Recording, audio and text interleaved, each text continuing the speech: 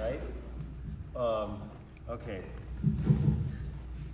I'm sorry, I'm not prepared. You know why? I apologize. Because I sent the questions and it's going to basically like tell me what I was going to be, like the questions had so much to do and inform with the experience of the movies I made. There were questions that, there's lots of spoilers and stuff like that. Even, and so I was like, oh, fuck that. And I'll just remember what to ask, but I don't. Okay, well, Olivia was so good. Penelope, you were so wonderful.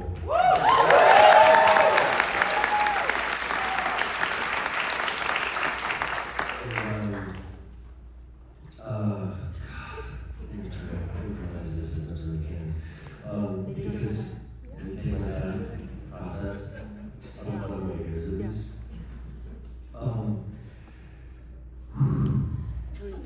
I'm so proud of you. It's seamless. I have comments and then I have questions, okay? It's a very seamless experience, I think, for all of us. I don't remember the last time that I was in an audience that was completely packed, that was just bursting with laughter. So that's a very moving thing to begin with.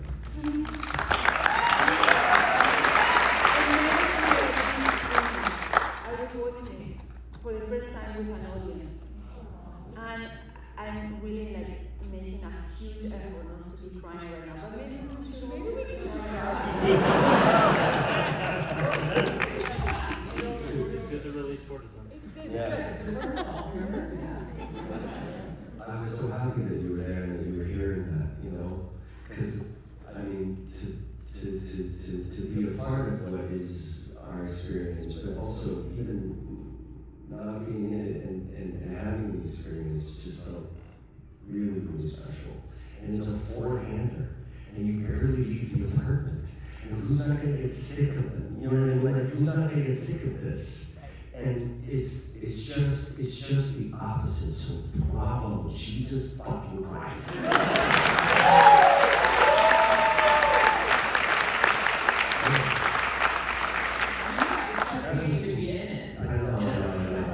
I know.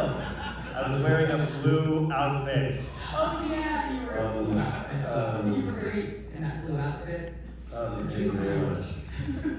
No, it's devastating. I'm not in it. But I didn't replace Edward Norton for anything in the world in this movie. So it's perfect, actually. It's originally a Spanish film.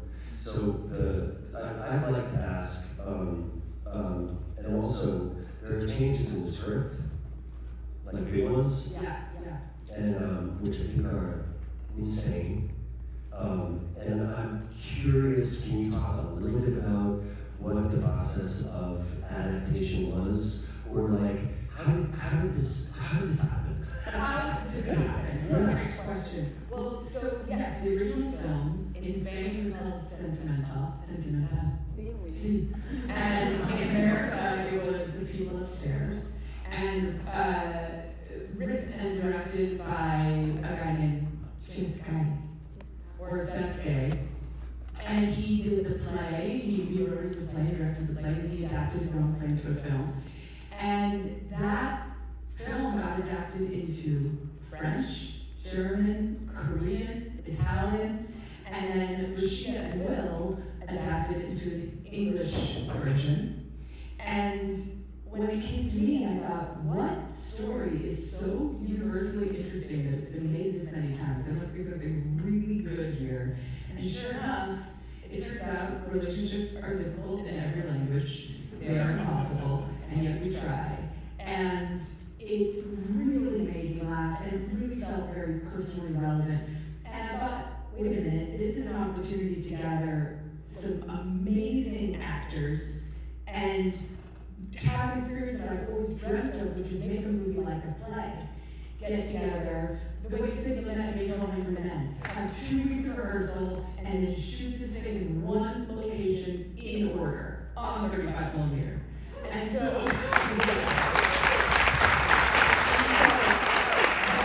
that was the dream. But we all have dreams, and in this town, very few of them come true. together, really, the ones that involve so many kind of unusual, specific experiences, then, you know, it took on a life of its own because we brought together this incredible group of people, and with Lola Magia, we spent those 2 weeks, which we didn't even have a full 2 weeks, but we spent this chunk of days sitting around a table, workshopping the script, and really just personalizing it. Because if it's already an adaptation, you might as well adapt it to the specific group. Yes, which is interesting because I know, maybe you don't want anyone to know, but I'll be as honest as the character I didn't get to play. I know that you were trying to cast your role. Yes. And you weren't, like, looking to play it. No.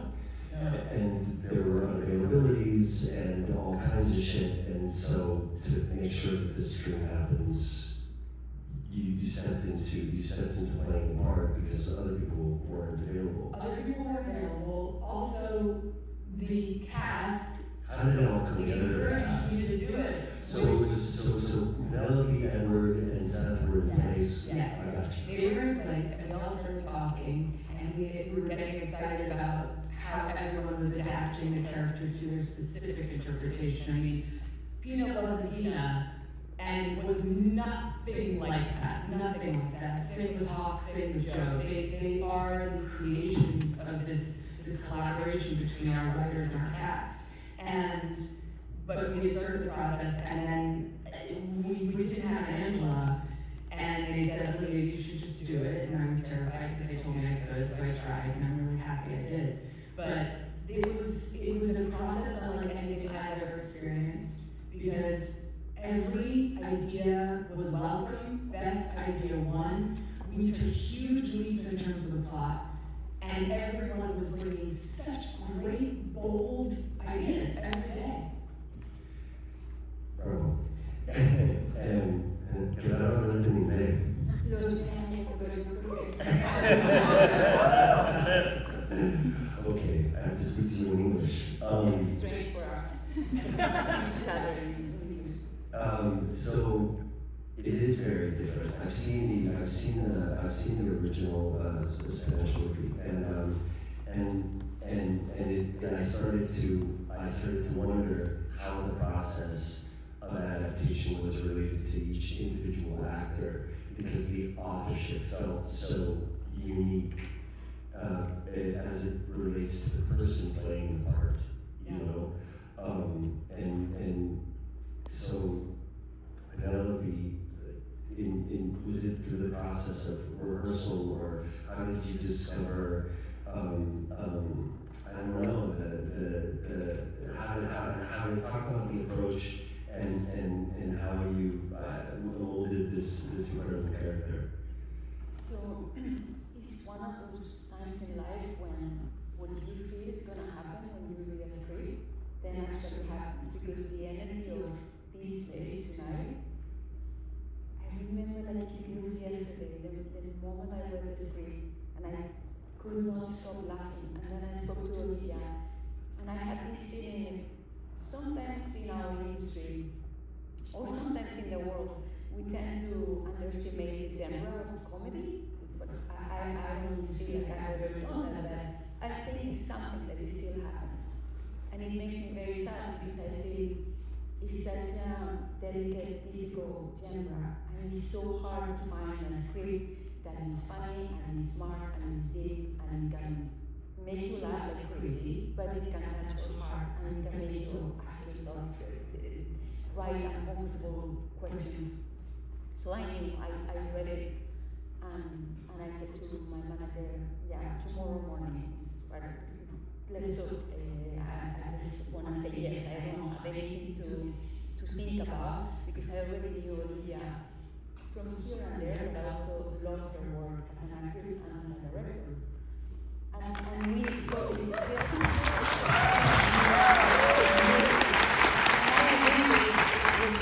Pedro, I think it is a perfect film. And it's so hard to be able to say that. We don't say that if we don't really feel, because there's all it's so hard to feel like es redonda, la película es redonda. It's home Yeah, and it's such a and round. blessing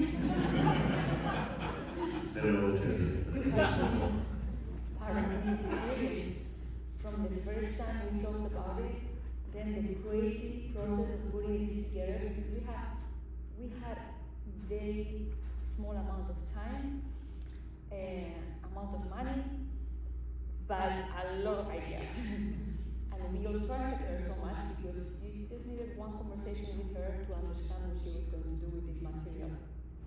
And then I remember the impact of the first day that all of us were together, rehearsing for like 8 hours every day for 2 weeks.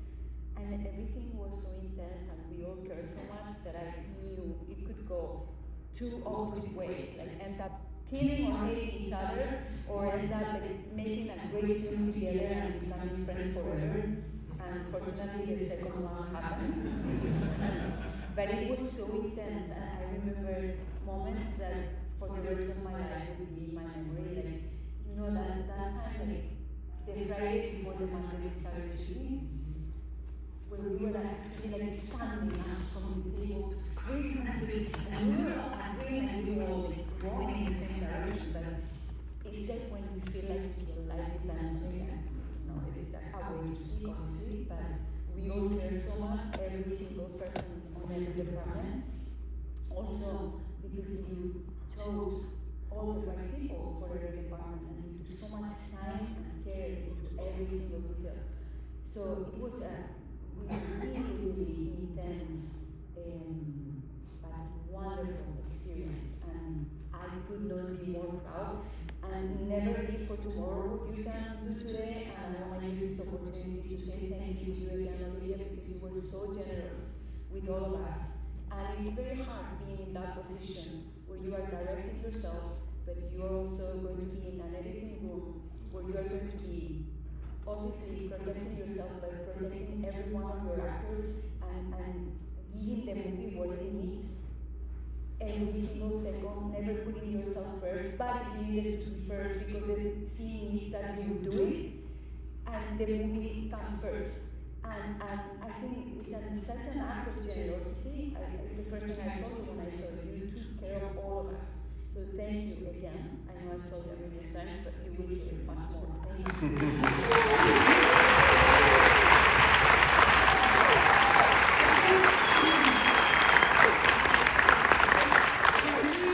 It was only possible because we had the most incredible crew that you guys could imagine.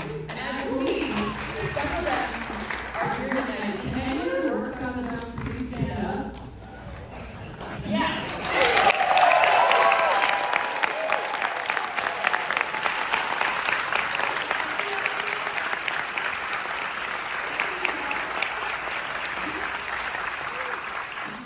You can't even believe, and Lucas, was that you?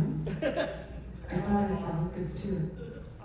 We had the most incredible crew. I mentioned Lucas because imagine pulling focus on this movie, right? Yeah. Imagine pulling focus when people are improvising in the same frame, and Lucas being able to somehow predict who's going to throw something in, like unbelievable. And then Mark operating Steadicam, we're shooting on film, that's heavy, and being able to somehow feel, I mean, think of the Steadicam work in the scene where she's singing Sade.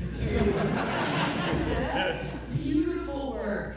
And then Robbie, I mean, we have two Robbies, one AC and one in the art department. The props in that, on that set, any idea the actors had, boom, it was there. They had so many ideas of like, I want to vape, I want with the condoms, everybody having so many ideas, and the world felt real because it was created by a crew who believed in this as much as we did. And I can't even describe, like we would have rehearsals, and the crew, because they were seeing it all unfold in order, they were so emotionally involved that it felt like we were performing little plays for them in rehearsal. And I've never experienced anything like that. So I can't even imagine doing anything like this ever again. It felt so singular and special, and there was like alchemy involved. There was some sort of magical thing happening, a combination of factors that were leading to a result that you can't predict. And I will say, like, this is why independent film is so important, because the studios don't allow for that unpredictability. They don't allow for risk.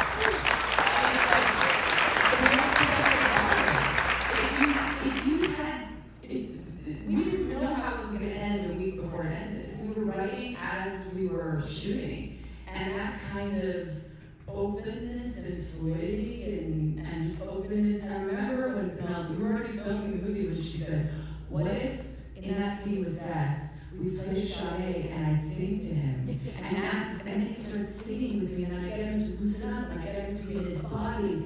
That was you taking a scene that was just a seduction scene, you know, and turning it into something totally iconic and specific. And there were so many moments like that. Of course, the menopause conversation, which was entirely the brainchild of Penelope working with Rashida and being so passionate about wanting to say something specific and valuable. And that happened throughout the movie. So it was like this extraordinary lesson in the value of remaining really open to risk and trusting your team. I cannot believe that, because I, coming to see it, having seen it, I was like, okay, I know what's going to happen, and I kept on kind of anticipating how it was all going to navigate itself. And in the beginning, I was like, oh, I see they're doing that. Oh, interesting. You know what I mean? And then I just completely started to not know what was going to. I knew they were going to bring up sex. I knew that they were going to make an orgy offer, but that's it. You know, and I was so fascinated by the distinct ways that were different about its original conception, and how organic and fluid, because basically here you have this thing, these four characters, that there's a reason it's being translated into all of these and done in all of these different countries, because you have this foundation, right? So it's almost this double kind of like magic trick to take something that is so foundational and then kind of like make it unpredictable and re-author it in a way that isn't, well, we have to make it different, you know? No, we have to tell the truth and be true to these characters as you say, and as you've been in your edit, and generous to these characters, and then find out like how are they going to truthfully leave this invitation, you know, and where are we left, and where is the relationship left in the end? The fucking piano is brilliant. That's not in the movie. The piano, it was so funny because we knew that everything had to feel authentic, and we knew that the audience was too smart to buy anything that felt, you know, just inauthentic in any way. So, you know, Seth would say, if I was offered an orgy with you guys, I would assume you didn't mean me. First of all, I would assume you guys were planning a threesome and it was all behind my back. And then if you said I was invited, I would take a long time to understand that. And it was all like, this is how it would feel, so let's move, as opposed to forcing it into some kind of preconceived notion. It was like, let's just make it feel how it would feel. The whole kind of breakup, third act of it all, you know, we had this challenge of going from one tone to another. We've been kind of raw, very shaggy comedy errors to something much more kind of sad. And we didn't want the audience to feel duped, like, wait a minute, you switched tones on us. This is not what we wanted. And so we needed a ramp. And Edward said, I have a story I want to tell as Hawk about why my name is Hawk, which was a name he had come up with. And he said, I have a story, can you just put in the script, Hawk story, and can I do it for the first time on film? And I said, how long? You're not paying for the film. But I was so thrilled by it. So he gave me 2 cameras that day, and he said, can you put the camera on you and Seth first so you guys both hear it for the first time on film? So the reactions you see from me and Seth are the first time we're hearing the story, and we are having completely different reactions. And it's so true to who we were in those characters. But it was like this gift of an emotional ramp into a different rhythm for the movie, and I think, man, without that, what would I have done? It was such a gift to the actor to say, I have an idea that will help the audience move into this other place. And it was surprising and wonderful, and one thing flowed to the next, because then none of we knew that when Seth reacted that way, how she would feel, and then it turned into the most extraordinary idea of Hawk and Peanut are not that perfect. Yeah, and they don't fight in the original Spanish movie. I was really surprised by that. They wanted to demonstrate rupture and repair, and she was she's like, I don't think Peanut's perfect, I don't think this relationship is perfect. Let's demonstrate conflict and how that doesn't necessarily mean you're a bad relationship, or how you recover. So all of these things were just like discoveries. Yeah, which is unbelievable that the process mirrors so much of what characters go through, because it's like this incremental kind of like guarding and revelation of their vulnerabilities that like create the comedy, and it's very moving. I cried when they felt chosen for an orgy.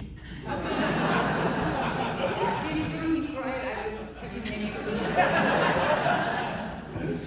You know, and I just like, and that was so I don't know, just so disarming, which I think is to see them, you know, experience disarmament in this way, and also find a way to kind of take these upstairs neighbors and bring them down from this mythic place where they're just instruments of you know, deconstructing this I don't know, like taking apart this trap that this couple is living in, but also be human beings. That story that you were like, well, this is how I would react if he disrespected, if he was unrespectful to She's saying? She's saying? What? That's all. That's a home run. And it's very, yeah. I'm such a idiot. I'm such a dumb. I didn't know you were an Angela. Should I look at one question that the poor people from the 24 wrote out? Although I do want to ask, like, visually, because clearly you had such a sort of this, like, what were you drawing inspiration from? Did you know what it would look like when you read it? Is that also something that you discovered, this aesthetic that is just this delicious, I don't know, disappeared thing from film? It was purposely nostalgic. Of course. It was this love letter to the movies that made us love this genre. Many of them from the 70s, and you know, we purposely went for that. It was our extraordinary cinematographer, Adam Corpera, who is the best.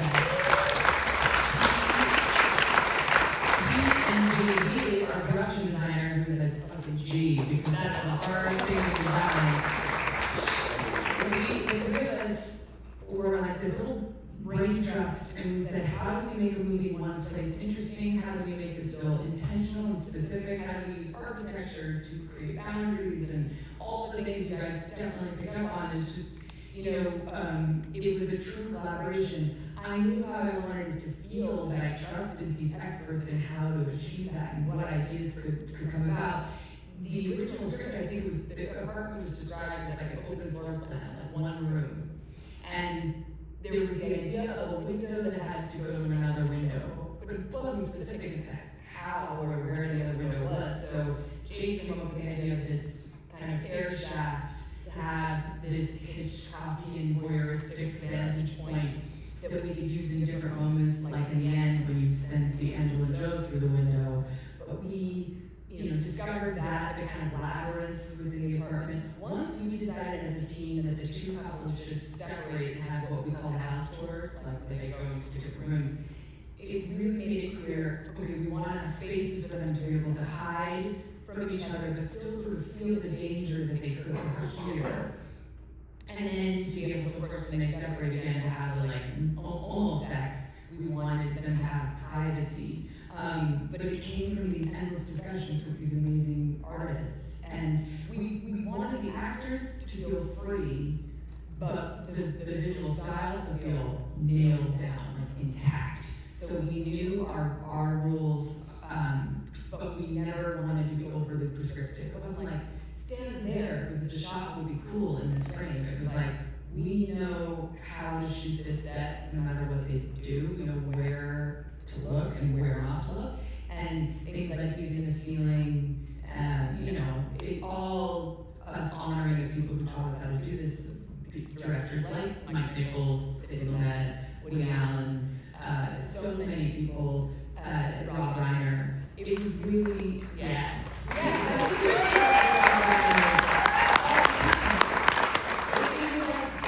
If you could achieve a comedy that felt full of heart, like he did, like those guys did, then you nailed something. But it was, visually, it was so fun. It was so fun.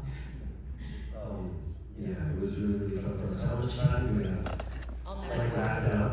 Wrap it up. Okay, who's Esther Burrell?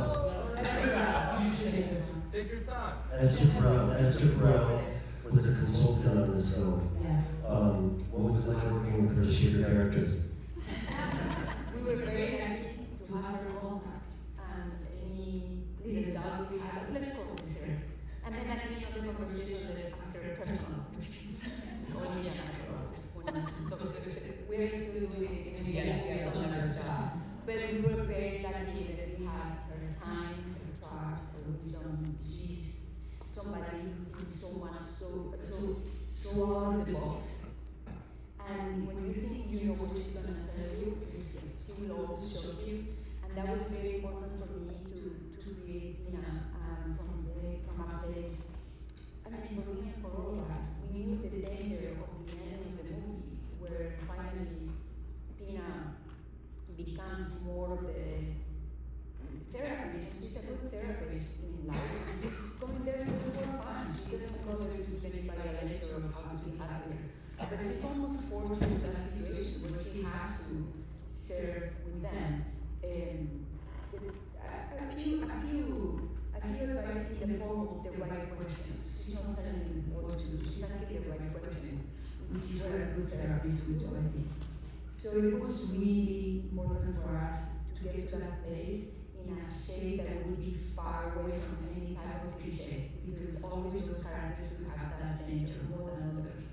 And I feel that the fact that we were so alert and scared about that, about the possibility of that happening, and the fact that we had the opportunity to talk to Esther so many times, especially for that third act, was really, really helpful. And now when I watch it, I feel, okay, she is a good therapist. And she is telling us what to do.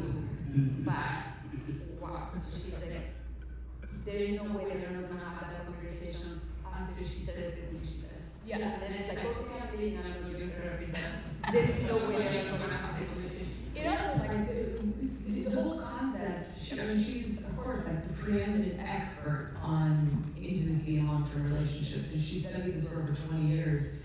And the concept of you can have more than one relationship with the same person was something we put in there because we all felt that actually very optimistic, and it gives you the choice. Sometimes your relationship is over, and it's okay to recognize that. And sometimes you are allowed to reinvent within a relationship, but you must take responsibility for your own happiness, and you cannot blame your partner for your misery. So that is something I think we all learned from Esther, and to have her there to help us say it in the most authentic way was the dream. There's incredible messaging there, and never does it feel like you're receiving any kind of messaging. I feel like there's so many movies that really shape it into such a specific shape, so you know exactly what the fuck you're looking at. And in this, I'm watching a movie, and I'm with these characters, and I'm crying because they're being asked to have a foursome. You know what I mean? And so just we gotta wrap it up. You guys are gangsters. That was so